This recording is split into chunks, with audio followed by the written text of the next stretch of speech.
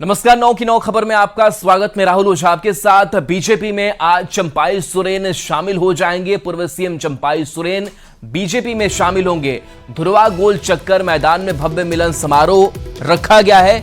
BJP चुनाव प्रभारी शिवराज सिंह चौहान मौजूद रहेंगे। इसके साथ साथ बीजेपी चुनाव सह प्रभारी हिमंता बिस्वा शर्मा मौजूद रहेंगे। कोल्हान से बड़ी संख्या में चंपाई समर्थक भी पहुंचे हैं। बता दें कि चंपाई सोरेन को लेकर झारखंड बीजेपी उत्साहित नजर आ रही है। झारखंड में आज बड़ा उलटफेर देखने को मिलेगा, क्योंकि हेमंत सोरेन के करीबी और झारखंड के पूर्व मुख्यमंत्री आज बीजेपी में शामिल होंगे। चंपाई सोरेन ने हाल ही में जेएमएम से नाता तोड़ दिया था और बीजेपी में जाने का ऐलान कर दिया। चंपाई सोरेन आज दोपहर 2 बजे बीजेपी में शामिल हो जाएंगे। तो बड़ी तैयारी, भव्य समारोह, और इस समारोह के जरिए बीजेपी में शामिल होंगे पूर्व सीएम चंपाई सोरेन। झारखंड के पूर्व मुख्यमंत्री चंपाई सोरेन आज बीजेपी में शामिल होंगे। आगामी विधानसभा चुनाव की रणनीति के लिहाज से देखें तो बीजेपी ने कोल्हान में एक बड़ी सेंधमारी कर ली है, और जहां से सबसे ज्यादा सत्ताधारी दल जेएमएम के विधायक आते हैं, उसी इलाके से कोल्हान टाइगर कहे जाने वाले चंपाई सोरेन आज अपने समर्थकों के साथ, अपने पुत्र बाबूलाल सोरेन के साथ बीजेपी का दामन थामेंगे। ये मंच तैयार हो चुका है। अगर आप देखें, सामने लिखा है पूर्व मुख्यमंत्री चंपाई सोरेन जी का अभिनंदन सह मिलन समारोह। जो 3 तस्वीरें हैं, अगर उन 3 बड़े तस्वीरों की अगर हम बात कर लें, एक तरफ चंपाई सोरेन की तस्वीर लगी है और दूसरे तरफ बीजेपी के प्रदेश अध्यक्ष बाबूलाल मरांडी और नेता प्रतिपक्ष अमर बावरी की तस्वीर है। ऊपर तमाम बड़े नेता, चाहे वो प्रधानमंत्री नरेंद्र मोदी की बात कर ले या फिर यहाँ के जितने भी बड़े नेता हैं, बड़े चेहरे हैं, उनकी तस्वीर आपको दिख जाएगी। अमित शाह भी दिख जाएंगे, अन्नपूर्णा देवी दिख जाएंगे, अर्जुन मुंडा दिख जाएंगे जो यहाँ के प्रभारी बनाए गए हैं चुनाव के लिहाज से। शिवराज सिंह चौहान से लेकर असम के सीएम हिमंता बिस्वा शर्मा भी दिखेंगे। झारखंड आंदोलनकारी नेता के रूप में जाने जाते हैं। साथ साथ शिबू सोरेन के साथ रहने वाले ऐसे नेता जो हमेशा उनके शिष्य के रूप में जाने जाते रहे हैं, आज वो बीजेपी में शामिल होंगे। कैमरा पर्सन संत के साथ अविनाश कुमार, न्यूज़ 18 रांची। तो चंपाई सोरेन के बीजेपी में शानदार स्वागत की भव्य तैयारी की जा रही है, और इस मौके को ऐतिहासिक बनाने के लिए बीजेपी के कई बड़े नेता भी रांची पहुंच रहे हैं। झारखंड बीजेपी के चुनाव प्रभारी शिवराज सिंह चौहान रांची पहुंच चुके हैं। रांची पहुंचने पर शिवराज सिंह ने कहा कि जेएमएम में अपमान से तंग आकर चंपाई सोरेन पार्टी छोड़ने को मजबूर हुए, क्योंकि जेएमएम अब जासूसी मोर्चा हो गया है और 2 महीने के मुख्यमंत्री अब 1 महीने का मंत्री बना रहे हैं। झारखंड के मुख्यमंत्री तो जासूस निकले। एक डरा हुआ मुख्यमंत्री अपने मंत्री की जासूसी करा रहे और एक की जासूसी नहीं। झारखंड मुक्ति मोर्चा और गठबंधन में जितने मंत्री और विधायक है, सबकी जासूसी हो रही है। और 2 महीने जिसको मुख्यमंत्री रहना है, वो 1 महीने का मंत्री भी बना रहे हैं। चंपाई सोरेन जी का जो अपमान किया है, जिस ढंग से मुख्यमंत्री रहते हुए उनके साथ व्यवहार हुआ है, अच्छा काम कर रहे थे। झारखंड को पटरी पर लाने की उन्होंने कोशिश की। रांची से बड़ी खबर, जहां रामदास सोरेन आज मंत्री बनेंगे। चंपाई की जगह रामदास सोरेन मंत्री बनेंगे। आज रामदास सोरेन मंत्री पद की शपथ लेने वाले हैं। सुबह 11:30 बजे राजभवन में शपथ ग्रहण समारोह होगा। घाटशिला से जेएमएम विधायक है रामदास सोरेन। झारखंड आंदोलनकारी रामदास सोरेन रहे हैं। तो चंपाई सोरेन की जगह अब मंत्री बनेंगे रामदास सोरेन। 11:30 बजे का वक्त जब राजभवन में शपथ ग्रहण समारोह रखा गया है, और इस मौके पर जेएमएम के बड़े नेताओं की मौजूदगी होगी। बता दें कि रामदास सोरेन घाटशिला से जेएमएम विधायक हैं झारखंड आंदोलनकारी भी रामदास सोरेन रहे हैं। तो देखिए, रामदास सोरेन 2014 में बीजेपी से चुनाव उन्होंने लड़ा। 2019 में फिर से घाटशिला से उन्होंने चुनाव जीता। कोल्हान में चंपाई के बाद दूसरे सबसे वरिष्ठ नेता माने जाते हैं रामदास सोरेन। झारखंड आंदोलन में इन्होंने सक्रिय भूमिका निभाई थी। चंपाई सोरेन और शिबू सोरेन के साथ सक्रिय भूमिका इनकी रही थी। रामदास सोरेन चंपाई सोरेन के इस्तीफे के हेमंत कैबिनेट में शामिल होंगे। आज शपथ ग्रहण समारोह 11:30 बजे रखा गया है।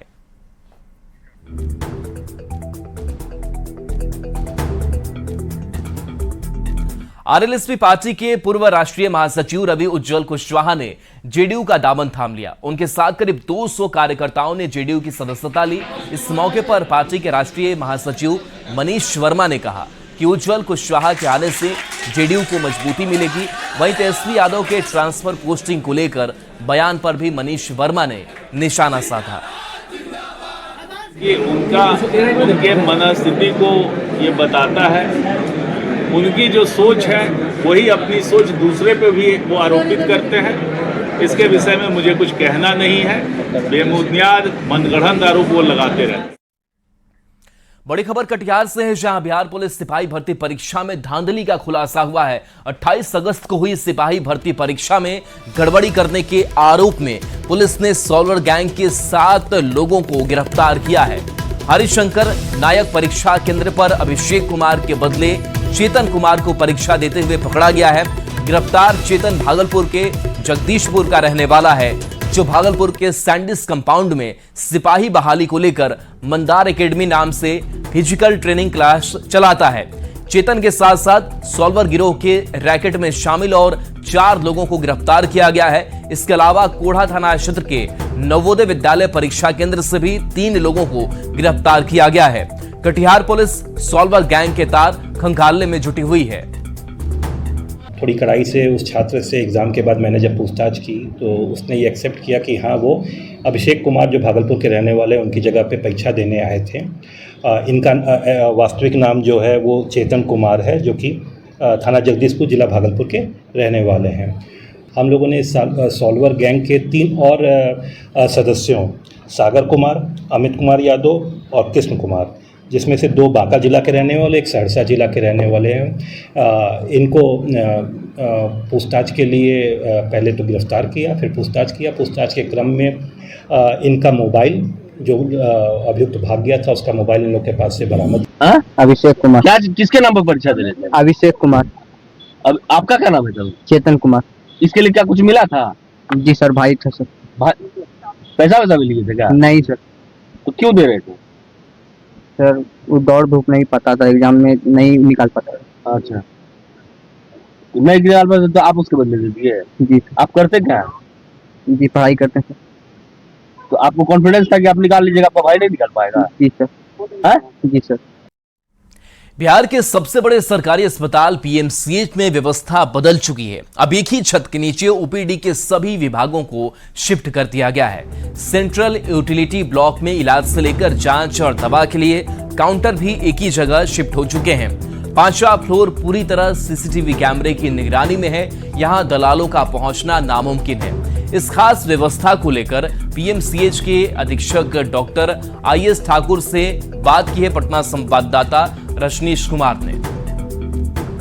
पीएमसीएच के सेंट्रल यूटिलिटी ब्लॉक में ही अब ओपीडी का दवा काउंटर भी शिफ्ट हो चुका है और यहीं पर मरीजों की लाइन लग रही है। यानी अस्पताल के तमाम जो कर्मी हैं वो भी देख सकते हैं अब यहीं पर ड्यूटी कर रहे हैं और लंबी कतार आपको हम कैमरे की नज़र से दिखाते हैं कि देखिए किस प्रकार से नए भवन में, यानी ये 5वां तल्ला है और इस 5वें तल्ले पर अब देखिए किस प्रकार से चाहे वो ओपीडी के किसी भी डिपार्टमेंट के मरीज हों, लेकिन एक ही जगह सेंट्रलाइज रूप से उन्हें अब दवा दी जाती है। अस्पताल के अधीक्षक हैं, जरा उनसे जानकारी लेते हैं कितना आसान हो गया है, क्योंकि अब दवा भी देख रहे हैं कि अब सिस्टमेटिक तरीके से दिए जा रहे हैं। एक्चुअली जो है सो पुराने जो भवन हमारे पास थे जो जिसमें ओपीडी चल रहा था, तो ओपन स्पेस में वहाँ पे जो अटेंडेंट रहते थे, पेशेंट रहते, उनको रहना पड़ता था, तो पानी में धूप में रहना पड़ता था। तो इसलिए हमने जो है 22 जुलाई को इसको शिफ्ट कर दिया है। और अभी जितने भी हैं उधर भी जो ओपीडी चल रहा है उसका भी मरीज यहाँ आ जाता है और दवा यहाँ से हम लोग एक किसी भी डिपार्टमेंट का हो, चाहे वो बच्चा विभाग का अलग चलता था उसको भी हमने यहाँ कर दिया, टोटल विभाग का यहीं जो है सो हमने ओपीडी शिफ्ट कर दिया है और यहाँ पर दवा और ये जो है आराम से मिल जाता है। दूसरी बात है कि ओपन नहीं है तो इसमें जो है पंखा भी है, एसी भी है, तो इसके चलते कोई दिक्कत नहीं होता है। पुराना भवन था, वहाँ पर जो दवा काउंटर है वहाँ दलालों की भी चांदी कटती थी और बाहर के निजी अस्पताल या वहाँ के दलाल आकर मरीजों को गुमराह करते थे। यहाँ कैसे निगरानी करेंगे? एक्चुअली है कि सीसीटीवी कैमरा है और रास्ता चूंकि एक ही दो है, इसलिए इस बाहर के लोग इसमें आना बहुत ही मुश्किल है, दलाली करना तो बहुत ही मुश्किल है। और हर फ्लोर पर हमारा सीसीटीवी कैमरा है। मतलब दलाल सावधान रहेंगे? सावधान रहेंगे, अगर पकड़े जाएंगे तो फिर उन पर सख्त से सख्त कार्रवाई की जाएगी। अभी अब छत के नीचे जो है तमाम व्यवस्था करा दी गई है और सेंट्रलाइज है, यानी किसी भी डिपार्टमेंट का वो मरीज हो, लेकिन अब एक ही जगह 5वें फ्लोर पर जो सेंट्रल यूटिलिटी ब्लॉक है वहां पर आकर वो दवा खरीद सकते हैं और दवा भी उपलब्ध हो, इसकी भी लगातार मॉनिटरिंग की जा रही है। कैमरामैन अमित के साथ रजनीश कुमार, न्यूज़ 18 पटना। वहीं मोतिहारी सदर अस्पताल की तस्वीर ने स्वास्थ्य व्यवस्था की पोल खोल दी है। करोड़ों रुपए की लागत से सदर अस्पताल में बना शिशु वार्ड गंदगी की वजह से बदहाल हालत में है। जनरेटर के अभाव की वजह से 42 बेड का बना वार्ड अभी तक इलाज के लिए नहीं खुला है। आनंद फानन में नवनिर्मित पीकू वार्ड का उद्घाटन मरीजों की सुविधा के लिए किया गया था, लेकिन अस्पताल में जनरेटर नहीं होने की वजह से इसमें ताला लगा है। पीकू वार्ड से ज्यादा जानकारी दे रहे हैं संवाददाता अवनीश सिंह। बिहार की सरकार स्वास्थ्य व्यवस्था को बेहतर करने का लाख दावा करे, लेकिन जो तस्वीरें हैं वो तस्वीरें जो हैं वो बयां हो रही है कि अभी भी स्वास्थ्य व्यवस्था पटरी पे नहीं है। बिहार की सरकार ने करोड़ों रुपए की राशि खर्च करके जो है मोतिहारी के सबसे बड़े सरकारी अस्पताल सदर अस्पताल में पीकू वार्ड बनाया है, जो 42 बेड का है। बाल चिकित्सा गहन देखभाल इकाई बनाया गया है, लेकिन यह महागठबंधन की सरकार में ही उद्घाटन होने के बाद अभी तक शुरू नहीं हो पाया है। और जो परिसर है वहां पर जो है कुत्ते जो हैं वो विचरण कर रहे हैं और जो गंदगी है, इस गंदगी से आप अंदाजा लगा सकते हैं कि वाकई में इस अस्पताल को देखने वाला कोई नहीं है। 42 बेड का पीकू वार्ड जरूर बनाया गया है ताकि बच्चों का इलाज जो है वो समुचित तरीके से हो सके। इसमें ताले लगाए गए हैं और अंदर की तस्वीर देखिए, दिखा रहे हैं आपको, अंदर भी गंदगी का अंबार है, कोई व्यवस्था नहीं हो पाया है। लगातार स्वास्थ्य व्यवस्था को बेहतर करने का दावा जरूर किया जा रहा है, लेकिन अभी भी जो तस्वीरें हैं वो तस्वीरें बयां हो रही है कि अभी भी स्वास्थ्य व्यवस्था जो है वो चरमराई हुई है, खुला नहीं है, जो वार्ड जो है खुल नहीं पाया है। तो वैसी स्थिति में आप अंदाजा लगा सकते हैं कि स्वास्थ्य व्यवस्था का क्या हाल है। लगातार करोड़ों रुपए की राशि खर्च करने के बावजूद भी जो आम लोग हैं उसको इसका लाभ नहीं मिल पा रहा है। उनीश कुमार, न्यूज़ 18 पूर्वी चंपारण। 42 बेड का जो हमारा पीकू वार्ड बना हुआ है नया, वो पूरी तरह से बन के तैयार हो गया है और वो अभी जो हमारा पीकू वार्ड चल रहा है इस पुराने भवन में, यहाँ से उसको ट्रांसफ़र करने की प्रक्रिया शुरू हो गई है और हमारे पास अभी उसको चलाने के लिए 100 kVA का एक जनरेटर की आवश्यकता थी, लेकिन अभी हम लोगों ने बात किया तो जो पुराना एसेंसियो है उसका अपना 40 हॉर्स पावर का इंजन है, उसका जो जनरेटर है उसी जनरेटर से हम लोग फिलहाल उसको चालू कर देंगे और लगभग 1 सप्ताह के अंदर हम लोग नया पीकू। मध्य प्रदेश की एटीएस टीम दिल्ली में मौजूद है। दिल्ली पुलिस के स्पेशल सेल ने जिन संदिग्ध आतंकियों को गिरफ्तार किया था उनसे पूछताछ करने मध्य प्रदेश एटीएस की टीम दिल्ली आई हुई है। पिछले कुछ दिनों पहले दिल्ली पुलिस के स्पेशल सेल ने झारखंड, राजस्थान, उत्तर प्रदेश से जुड़े आतंकियों का खुलासा किया था और कई संदिग्ध आतंकियों को गिरफ्तार किया था। सूत्रों के मुताबिक गिरफ्तार आरोपियों का मध्य प्रदेश से कनेक्शन की संभावना और पड़ताल करने सहित उनसे जुड़े इनपुट्स को पुख्ता करने के लिए एटीएस की टीम आई हुई है। तो झारखंड एटीएस की टीम भी दिल्ली में मौजूद है। सूत्रों के मुताबिक झारखंड एटीएस की टीम भी इन आतंकियों से एनआईए स्पेशल सेल के साथ केंद्रीय खुफिया एजेंसी आईबी की टीम के साथ संयुक्त तौर पर पूछताछ कर चुकी है। एटीएस की टीम राजधानी दिल्ली आई है और दिल्ली आने के बाद यहां पर आतंकी संगठन अलकायदा इंडियन सब कोऑर्डिनेट से जुड़े मामले पर तफ्तीश का दायरा आगे बढ़ा रही है।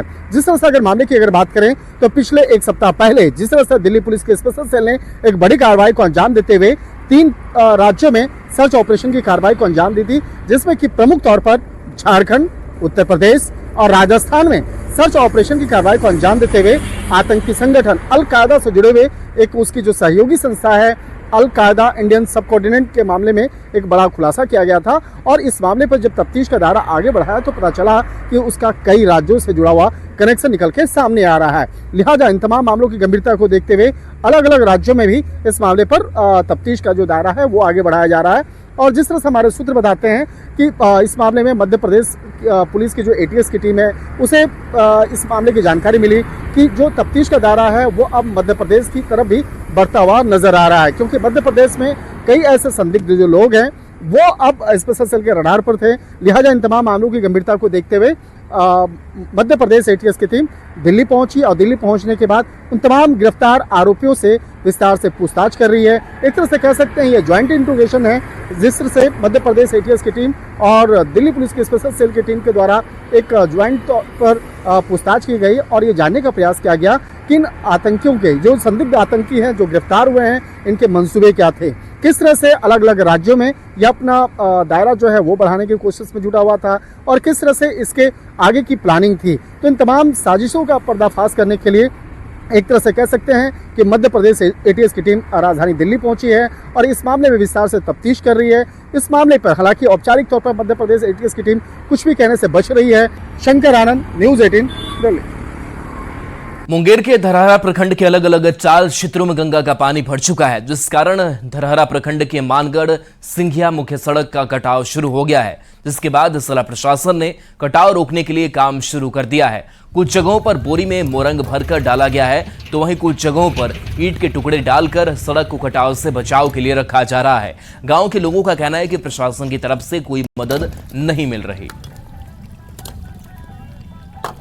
कुछ कोई व्यवस्था नहीं, कोई मुआवजा नहीं, कोई नहीं, कोई घूर के देखियो वाला कहाँ है सर, कोई नहीं देखे वाला चाहिए। आपका जो बहुत सा लगल छन तन भर भैयार तो फसले लगल छन तो सब डूब गया, देखे नहीं छथिन। कोई फसल आसानी नहीं सर, से टूट रहा है, हम बना रहे हैं। अच्छा, वो तो पानी बाढ़ का कौन रोक सकता है। इसलिए सर है पीछे से बोल्डर लग गया है सर, रोक बनेगा दीवार का तभी ठहरेगा सर पानी।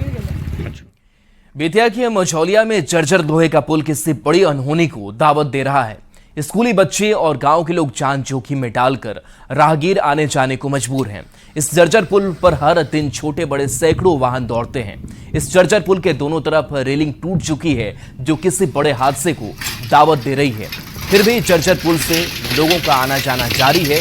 रघुनाथपुर गांव के वार्ड नंबर 6 और 7 के लोगों के आवागमन का एकमात्र साधन यही है। अधिकारियों और नेताओं से ग्रामीणों ने शिकायत जरूर की, लेकिन अभी तक पुल निर्माण की योजना धरातल तक नहीं पहुंची है।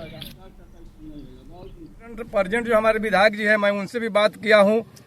3-4 महीने पहले उन्होंने आदमी भेज करके भी ये दिखवाया और अपने पीए साहब से पूछे तो कहे थे कि हाँ नंबर में लगा हुआ है, लेकिन हम लोगों को समझ में आ रहा है कि सिर्फ ही आश्वासन मिलता है। माननीय जायसवाल साहब से भी हम लोगों ने कहा, उनकी गाड़ी भी यहाँ पंचर हो गई थी तो उन्होंने भी कहा है कि बनेगा। सांसद जी जायसवाल जी वो भी आए और देख कर चले, उनकी गाड़ी भी पंचर हो गई, बोले जी इसको जल्द से जल्द हम कार्रवाई करते हैं। मैंने अभी तक कोई कार्रवाई इस पे नहीं हुई। हमारी जितनी भी मैंने पब्लिक का चाहे अभी जो बरसात का हाल है इसमें कई बार बकरी भी गिर गई, माल भी गिर गया, उसका मैंने कहीं कोई सुनवाई नहीं होता है। मुंगेर में गंगा का पानी कई इलाकों में घुस गया है। गंगा के तटीय इलाका में बसे गांव और पंचायत के साथ साथ दियारा की स्थिति काफी दयनीय है। गंगा के जलस्तर में लगातार हो रहे बदलाव के कारण ग्रामीण काफी परेशान हैं। कई एकड़ खेत जलमग्न हो गए हैं। स्कूल में बाढ़ का पानी प्रवेश कर गया है। दियारा इलाका पूरी तरह से जलमग्न है। श्री कृष्ण सेतु से गंगा में बाढ़ का जायजा लिया मुंगेर संवाददाता अरुण शर्मा ने। गंगा में आई बाढ़ की जो स्थिति है उसको दिखाने को लेके मैं इस वक्त मौजूद हूँ जिला के गंगा पुल पे। गंगा पुल से जो बाढ़ की स्थिति वो साफ देखा जा सकता है कि गंगा का जो फैलाव है वो काफ़ी हो चुका है। कुछ ही दिनों में जिला में बाढ़ आने की संभावना है जो वो काफ़ी बढ़ सकती है। आप देख सकते हैं कि गंगा का जो फैलाव है बिल्कुल काफ़ी ही ज़्यादा है। कई जो टापू है, कई जो ऊंचे स्थान है, उन इलाकाओं में भी अब तो पानी जो है वो घुस चुका है। मैं बताते चलूं कि ये गंगा का जो पुल है, मैं पुल के बिल्कुल मध्य में हूँ। ये मध्य का जो गंगा है वहाँ पे हुआ। मध्य के गंगा होने के बावजूद गंगा का फैलाव जो है वो काफ़ी अधिक हो चुका है, और इस वजह से जो गांव जो है यहाँ पे जो स्कूलें हैं वहाँ पे स्कूलों में पानी घुस चुके हैं, गाँवों में पानी घुसे। पशु के लिए जो खाना है, चारा है, उसकी व्यवस्था कर पाना भी किसानों के लिए काफ़ी कठिन होने लगी है, जिस वजह से उन्हें अब कहीं ना कहीं इंतजार है कि कोई आए उन्हें कुछ मदद पहुंचाए। हालांकि अभी तक मदद की कहीं भी कोई संभावना नहीं दिखती है, क्योंकि जिला जो है अभी तक बाढ़ यहाँ पे घोषित नहीं हुआ। अरुण शर्मा, न्यूज़ 18 मुंगेर। बगा के वाल्मीकि नगर में इन दिनों भालुओं की चहलकदमी से लोग परेशान हैं। ताजा मामला स्टेट बैंक चौराहे का है, जहां बाइक लगाकर लोग अपने काम के लिए गए थे, तभी अचानक वहां भालू पहुंच गया। भालू काफी देर तक बाइक के आसपास घूमता रहा। बाइक सवार भालू के हटने का इंतजार कर रहे थे। इस दौरान भालू की मटर गश्ती की तस्वीर वायरल हो रही है।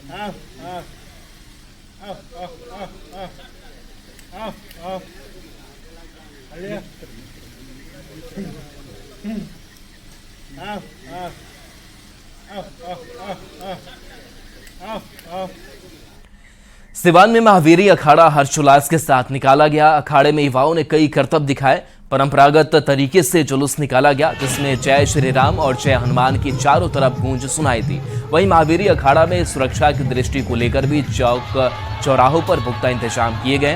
अखाड़े में निकली झांकियां लोगों के आकर्षण का मुख्य केंद्र रही।